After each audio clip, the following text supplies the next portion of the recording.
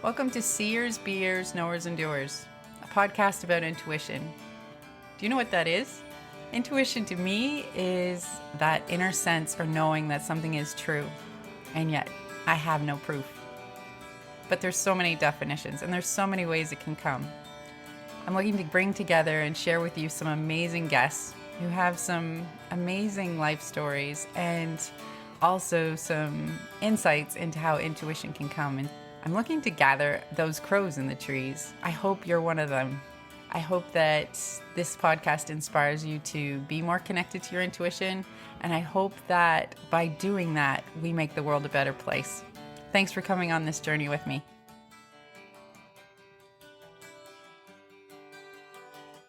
My guest today is an artist, educator, adventure seeker, and nature lover. But most of all, she's a learner. She's a teacher by trade and has recently started a journey back to her roots. She also enjoys time creating, with her most recent focus being on salves, tinctures, and tonics. These medicines are created in her kitchen with plants from her garden and from her foraging adventures. Combining these loves with her intuition has been amazing. She lights up when she talks about it. Hi, everybody. Today our guest is Kari Stultz. Hi, Heather. Thank you so much for coming on this ride. Well, I'm a little nervous, but we're going to see how it goes. Okay, cool. So can you tell everybody about yourself? Well, I was born and raised here in Moncton. I've lived here most of my life. I've taught for the past 16 years, but 2 years ago I decided that I need to take a little bit of a break. So I took a leave of absence, and I've been supply teaching because, well, you still need to have an income. But I've gotten some side projects in that I was really excited about. I started taking a foraging class, and that just came out of nowhere. I shouldn't say nowhere. It started with, I would like to be spending more time in the woods, and I would like to learn more about what we have around. So I, for my birthday, had purchased myself some guides, but then had no idea how to read the guides. It was really enthusiastic. It was like, woohoo, I have guides, but then wasn't even sure how I was translating them. And my birthday's in July, so I just kind of sat with it. And then by December, it was you need to take a course, and the course I wanted was a medicine making course. Oh, cool. Yeah. And I was really excited about it. So I went looking and trying to decide where to do that and how to do that is not a very linear concept. So I am looking everywhere and finally find this course that just keeps coming up. And the person who does this course, she was just so genuine and she was just so friendly and welcoming that I decided that I would sign up for her medicine making course. And then I got in there, and there was also a foraging course, which is really how everything had started. Oh, perfect. So I decided that I would do both courses.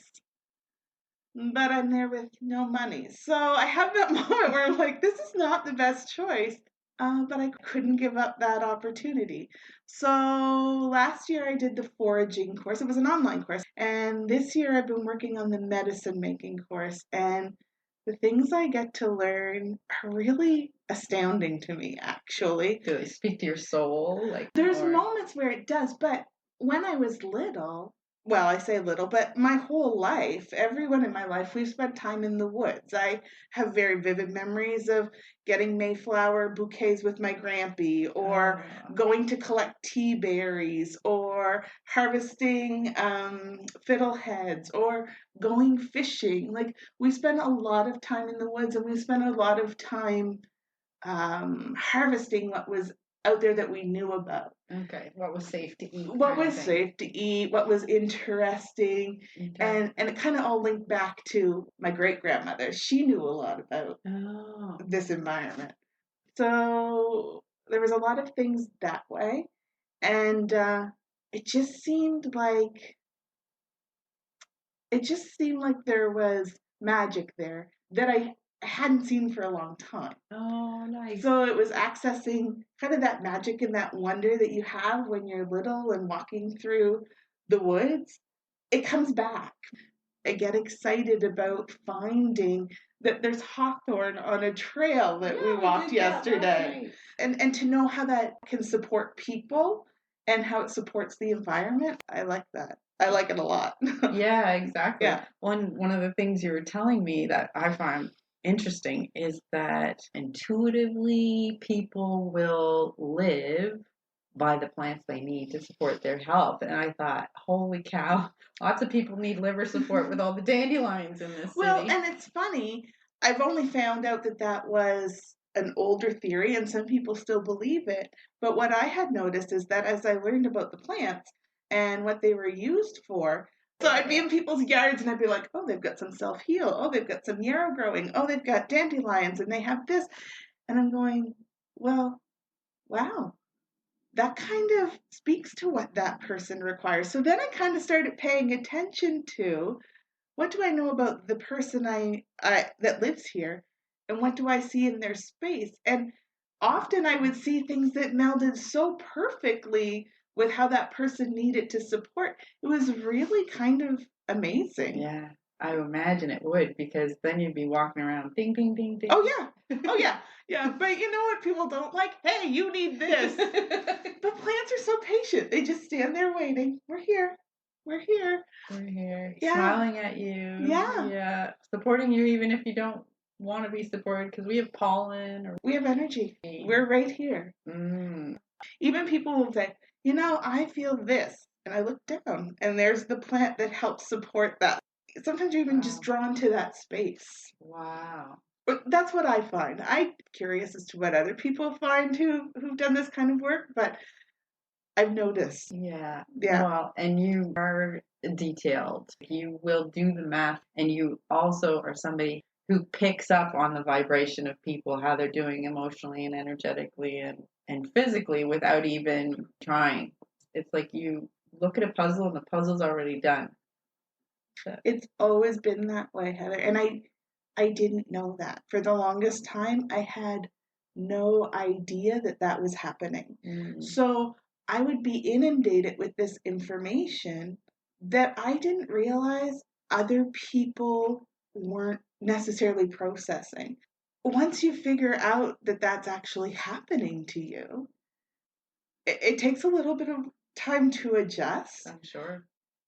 But I think that everything has an energy signature. So, yeah, I'm getting information from people, but I'm curious as to whether I get the same information from plants as well. If that's why I've noticed those pieces, I'm not sure. I think I need a little more time to let my critical brain wrap its mind around those things because, well, you know what I'm like. There's my intuition piece and then there's my critical brain. They often like fight it out. Well, that's okay. I think we have that happening in a large part of the population. Oh, I don't know. It's curious to me how you were basically led back to your root. It's curious to me that you've always been in the woods your whole life and yet kind of repeating the pattern of your grandmother, but in a more structured way between going back and learning the more than just, oh, there's the name of that plant. It strikes me that probably your gran was making medicine without knowing she was making medicine. My guess is probably. And her living room was chock-a-block full of African violets, which I've learned are really finicky plants, but beautiful. And when my mom talks about her, my mom will say she couldn't cook at all. Oh, my goodness. But she had a green thumb. Food. We're going to shift gears. Like the podcast called Seers, Beers, Knowers, and Doers, but there's multiple ways to get intuition. It's not just those 4 things. How does yours come in? It really comes in as just a knowing. I just have information that I'm not sure how it got there. And a lot of the times I even question whether I've made it up or if it's actual information. Now, through trial and error, I found out a lot of the times it's very accurate. When it just happens, I can be really logical and I find myself fighting with it. That doesn't make sense. Why do you think you know that? Why is that happening? Why are you responding to that because of something you feel? I'm doing it less now, though. Oh, good, yay! Yeah, I'm doing it less, but that took some pretty intense, not nice lessons to make me go, oh, wait, I did know that. I did read that situation correctly, or I have often a knowing, but sometimes I also have dreams, and I don't get those as often, but when I get them, they are very clear and very specific about what's going on. Sometimes it's good. Sometimes you just go, wow, what the heck really? is that? When I dream, it's never about the right people. And I think that's by design. Well, for me, I don't get anything that clearly, but I do separate between when I'm getting information about a situation for me, and at other times, I have people come to me in my dream. So there are two separate types of dreaming for me. There's one that's kind of, it's not as clear. There's more symbolism to it. It's often mine. It's me processing. And then there's another one where people will come to me in a dream. Like dead people or people who are You know living what? now? I have very few times dreamed of people who were passed away. Mm-hmm. It's often people who are living. Wow. That either need some kind of healing or want to talk to me but can't have that conversation. Oh, wow. One person, it's because they physically don't speak. Wow. So they came to me to have this conversation. I was surprised to see them there, and then more surprised when they opened their mouth and started speaking to me. But they had a conversation that they wanted to have with me. And it's really interesting because seeing this person after the dream. Yeah, how'd that go? There's a change. They know I know. I know that sounds crazy. No, it's lovely. But it is. It is what it is. Like, that is my life, and that's how things play out for me. Yeah, that is lovely. I mean, imagine the healing that could happen. Neato. Wonder if that happens to others. Kind of cool. Oh, I think it does. It happened. I think it had been happening for a really long time. So now I have to kind of give the parameters of I need this many hours of solid sleep to myself. And then if anyone needs anything, feel free to make it during either the beginning of my sleep cycle or the end of my sleep cycle. Just, I don't want the whole evening to be doing work because I was waking up really tired. Yeah. But once I put those parameters on things, it helped. That's probably something a lot of people need to hear, or maybe process in terms of you can have healthy boundaries with energy. Yeah. And different forms of intuition in a sense, because those would be, is that intuition or is that energy? Anyways, whatever. People can figure that out for themselves. I think I deal a lot with energy, and sometimes it gives me an insight into something. Whether you want to call that intuition, some people, I guess, would. Mm-hmm. But I think for me, it's pretty energy based. Neat. Like, has there been a situation where you were rewarded greatly for listening to your intuition? I am sure there is. I cannot think of one at this exact moment. You ask me at 3 a.m. tomorrow morning, I'll have an answer for you.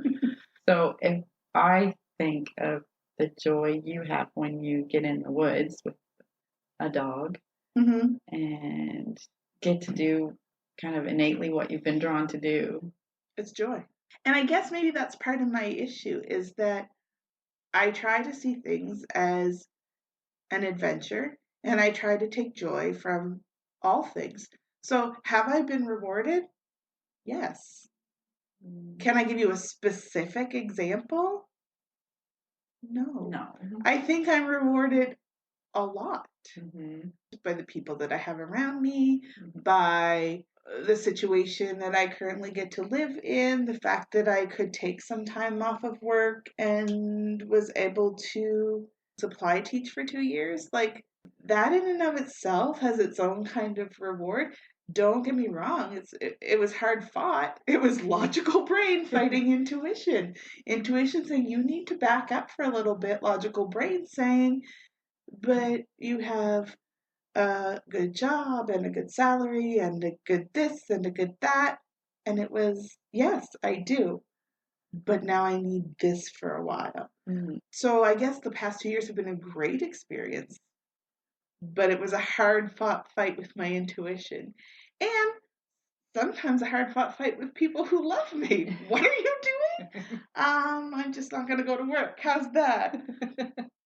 I think there's a balance at all times, right? Like you get the payoff, but sometimes you got to put in that work in the beginning. Right.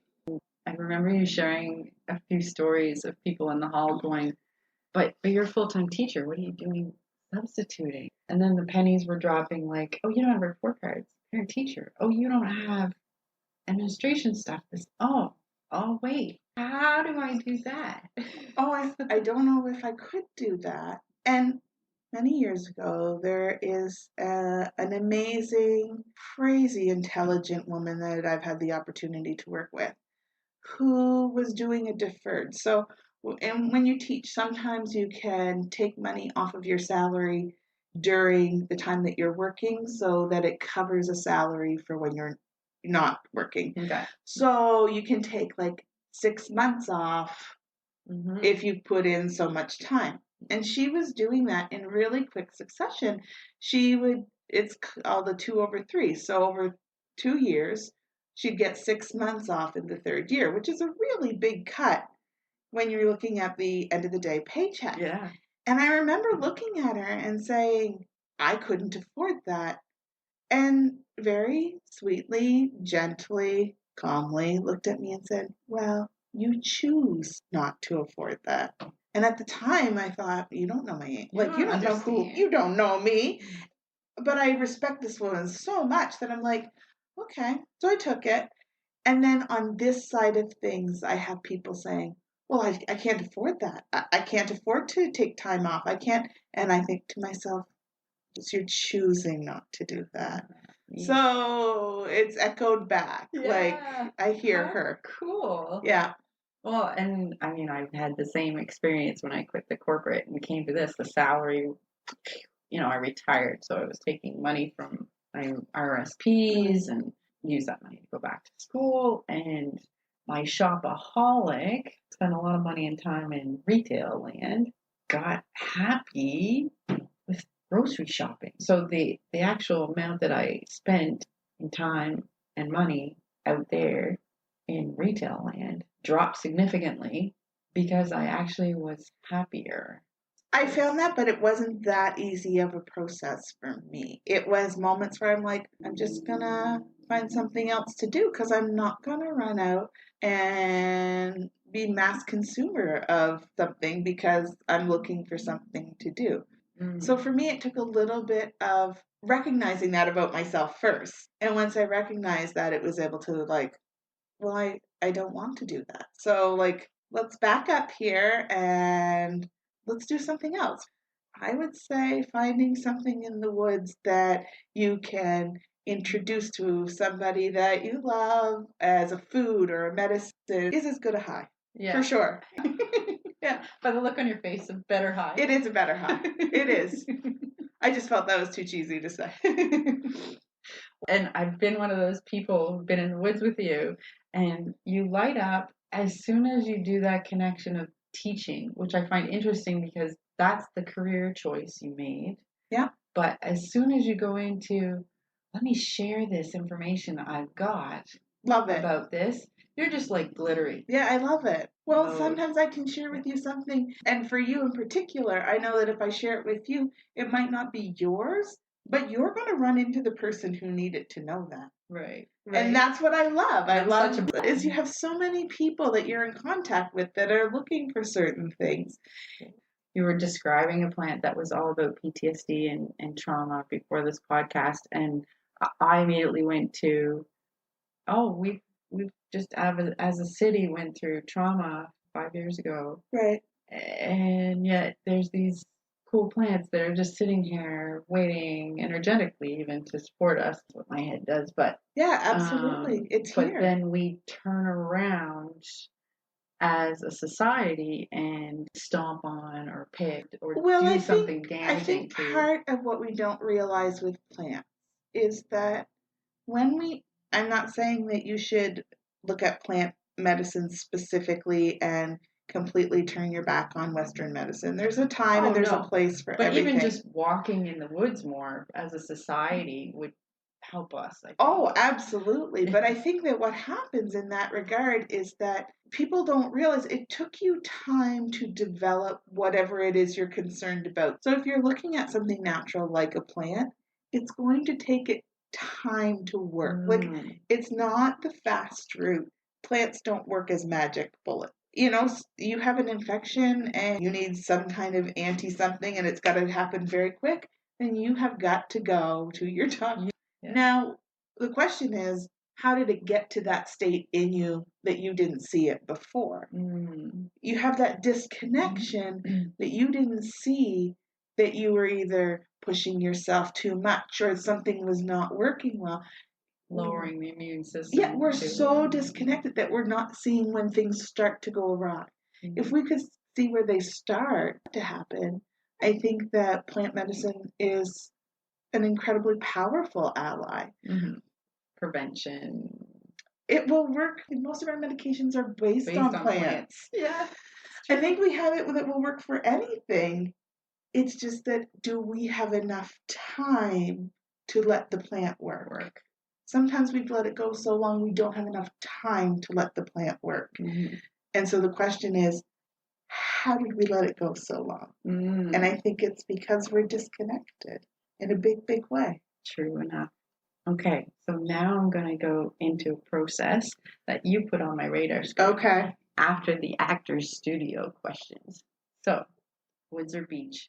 Can't pick that, Heather. That is not even a choice to be made in my world. There are specific reasons you go to one, specific to the other, but you can't make that choice. Lake or ocean?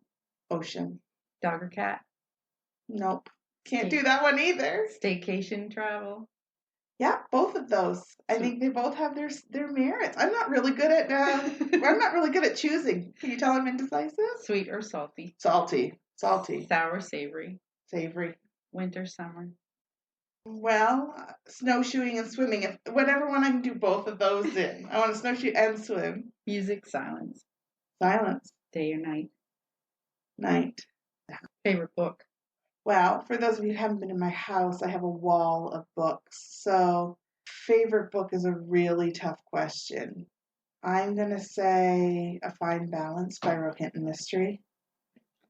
Favorite smell? Apple blossoms or Mayflowers. Time you were most brave? Time I was most brave. Probably dealing with cancer. Thank you. Thank you. That was fun. Isn't it? Thank you so much for giving us your time today.